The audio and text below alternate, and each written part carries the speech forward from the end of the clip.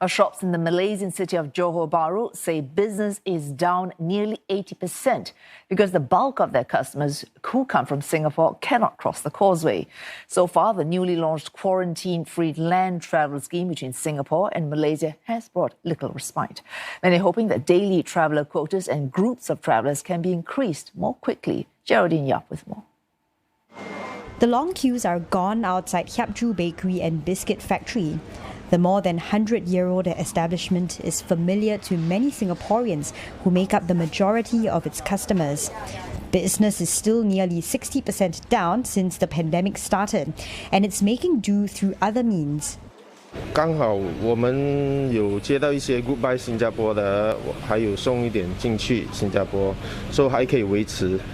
再配合一下本地顾客，像吉隆坡啦、外地啦，都有支持我们。 Mr. Lim adds that sales have picked up slightly since the land VTL was launched. He's hopeful things will get better when the scheme gets expanded to more travellers such as tourists. But others are not so lucky. Over half of JJB Auto Service Centre's customers were those driving in from Singapore over the Causeway.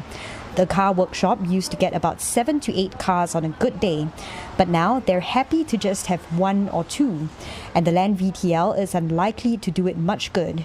因为现在是新加坡人没有办法开车进来，是用 public transport 进来，就是我觉得没有大帮助多少。 Over in Bukit Indah, another area formerly frequented by Singaporeans, businesses are facing a similar fate. Shops say about 70% have shut down, and they think the struggle will continue.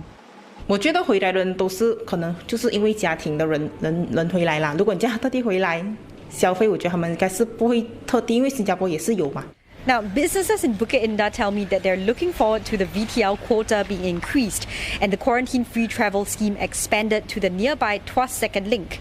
They're hoping that this will bring more footfall through the area and provide a lifeline for the shops still standing, even if visitor numbers may not be at pre-pandemic levels. Geraldine Yap, CNA, Johor Bahru. Well, it's not just tourist spots that are struggling in Johor Bahru. Many other businesses rely on Singaporean tourists. Still, the VTL may spell both good and bad news for them. Geraldine Yap tells us why from the city centre of Johor Bahru. Geraldine, you've been in Johor Bahru over the last few days. Tell us what the situation is like there. Here's Dawn. I'm currently standing along Jalan Dobi, an area that is with many eateries and cafes that are popular with Singaporean tourists. And, you know, I walked along the street just now and observed that in many of the eateries, they were just about less than half full. And, you know, it's the same situation that I've seen over in many different areas that in Johor Bahru that have also been popular with Singaporean tourists. That goes to show how great the impact of the closed borders is on Johor businesses. But, you know, the impact is not just on these businesses that are popular with Singaporean tourists. And with me here, I have Mr. Tay Kee Sin, the founding president of the Johor SME Association of South Johor.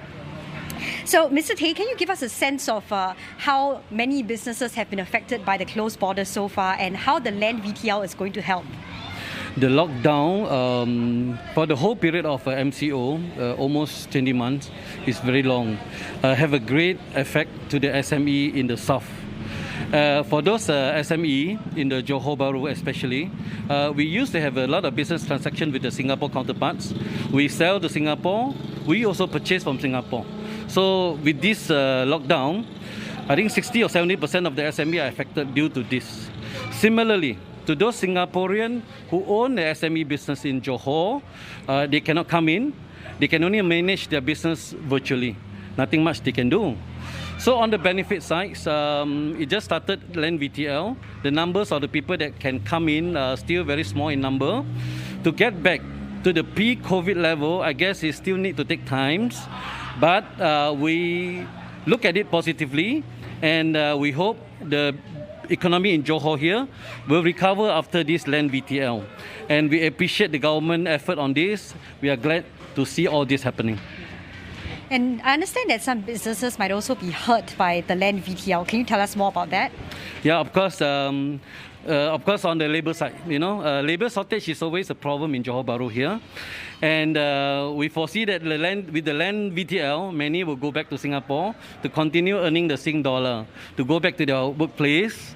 And the 3 times Forex advantage is too attractive for them to go back, So it is a phenomenon in Johor Bahru here. And we take it, we used to it, and we adapt to it. And nothing we can do about it also, really. Thank you, Mr. Tay. Right, back to you, Don. Thank you, Geraldine. That was our reporter Geraldine Yap with Mr. Tay Kee Sin, founding president of SME Association of South Johor.